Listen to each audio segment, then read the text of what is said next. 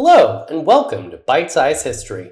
I'm Mr. Jonathan with the Osceola Library system, and today we're going to be learning about World War II secret agents, or in other words, spies. How did World War II start? In the 1930s, Germany is enduring an economic depression after World War I. This leads to the rise of the Nazi government. The reason for the economic depression is because following the Treaty of Versailles, Germany has to pay reparations back to the Allied forces. In 1933, Hitler is elected Chancellor of Germany, and Hitler will be responsible for another World War and the Holocaust, which is where millions of Jews were murdered in concentration camps throughout Europe. In 1936, Germany sends troops to the Rhineland. In 1938, Germany invades Austria and Czechoslovakia, and in 1939, Germany invades Poland. And this causes Britain and France to declare war on Germany. In June 1940, France surrenders to Germany. And in August 1940, Germany begins bombing London. But the month prior, Britain had already set up the SOE, Special Operations Executive, a top-secret department aimed at disrupting the German invasion. This would be a spy organization. Secret agents were snuck into occupied territory to send and relay secret messages to the Allied forces, and most of these secret agents had to parachute into the country. If captured, they could be tortured for information, and spies were also sent to concentration camps or executed by firing squad. So as you can imagine, being a spy was a dangerous job. Spies had to blend in and were assigned fake families, backgrounds, and identity papers. If caught harboring a spy, someone could be tortured or sent to a concentration camp as well. So even having a spy and helping them was a dangerous thing to do that people did because they loved their country. Spies were moved around from safe house to safe house and split up to avoid being noticed and caught. Immigrants and those who spoke multiple languages were good candidates for being spies, and women could be members of the SOE as well. Spies had to pass tests with psychologists, psychiatrists, and military personnel to see if they were a good fit, because not everybody would make a great spy. If you did not pass spy training, you would be sent to remote locations until the end of the war. And this was to ensure that someone who had started spy training and knew some government secrets wouldn't pass them on to the enemy. At spy training, you would have to learn things like Morse code, sabotage, weapon use, killing, physical fitness, wilderness survival, map reading, making of explosives, parachuting, lockpicking, physical and verbal codes for meeting contacts, and surviving interrogation without revealing secret information. Basically, you would have to learn how to be tortured and give your cohorts time to get away. But being a spy came with some pretty cool gadgets too. You would get a noiseless gun, or maybe you would get an S-phone, which is this device to the left. It's a wireless device for communicating with boats or planes by speech instead of Morse code. And you might make something like an explosive rat, which is a rat packed with plastic explosive that will blow up when thrown into a fire. Spies also use booby-trapped suitcases that set fire when opened by the enemy and could only be opened with a code or a secret key without exploding.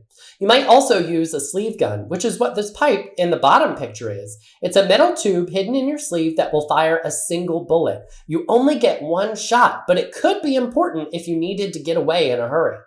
Spies also used fake logs and fruit made from papier-mâché or plaster, and they did this to hide their equipment. Maybe you would need to hide an S-phone or something, so you would hide it inside of a log made out of plaster. And then, if you were passing a Nazi, they might not see it. Here is a real-life spy. This is Countess Christina Skarbek, and she was a Polish aristocrat.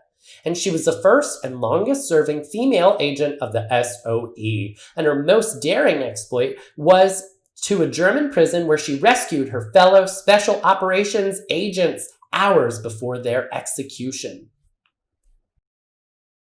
Here's another spy who was famous for something entirely different. This is Josephine Baker, who was born in St. Louis, Missouri, and she was a famous black actress, dancer, and chanteuse who toured Europe and starred in movies. But she also served as an operative for the French Resistance, passing military and political information she heard at embassy parties to the resistance forces in France. She smuggled intelligence secrets using invisible ink on her sheet music because the Nazis didn't think to search her because she was actually just a musician, they thought.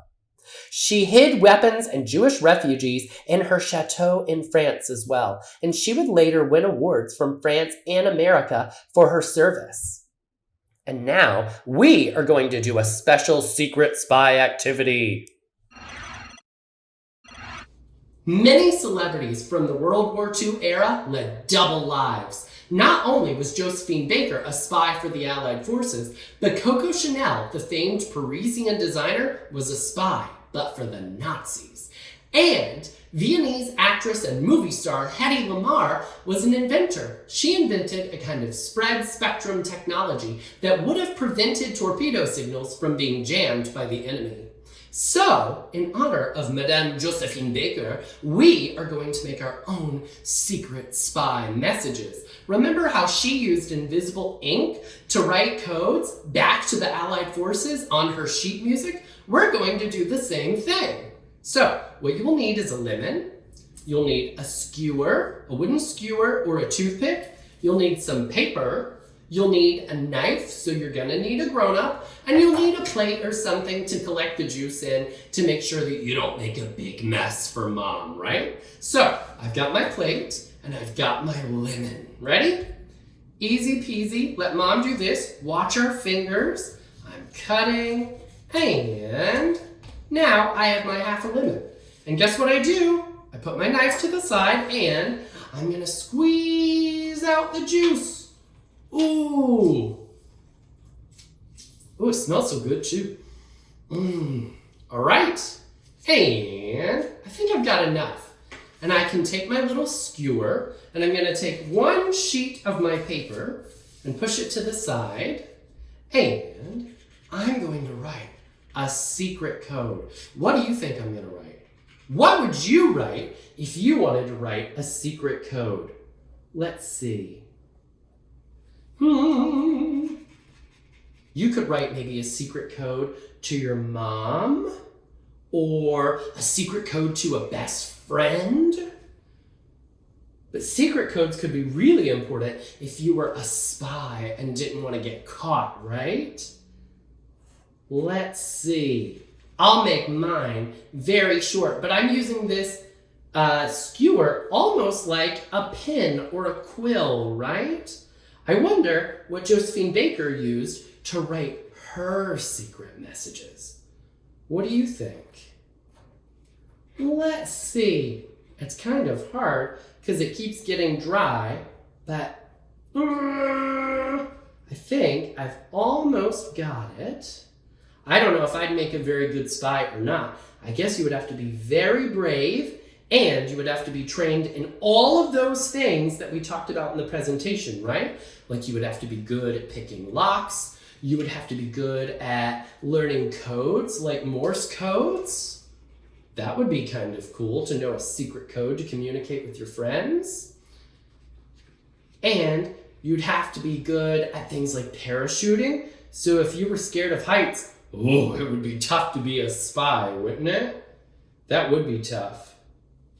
All right, and right now, it's not invisible. It just looks wet, right? But once it dries, it's going to be completely invisible, and I'll show you.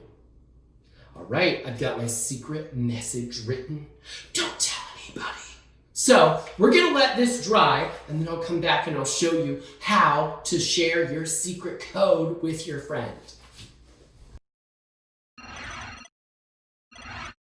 All right. I have my super secret spy message, but it just looks like a piece of paper. So I'm going to ask my mom or dad if I weren't a grown-up, but I am a grown-up, so I can ask myself. I'm going to ask Mom or Dad to set the oven to broil. So, we'll need a grown-up for 2 parts of this activity. First, to use the knife for the lemon, and number 2, so that we can use the stove. So Mom or Dad will set the oven to broil. We've got our oven mitts, we've got a pan, we've got our super secret message, and just in case, every safe kitchen has a fire extinguisher. Just in case, right? So I'm going to put on my oven mitt.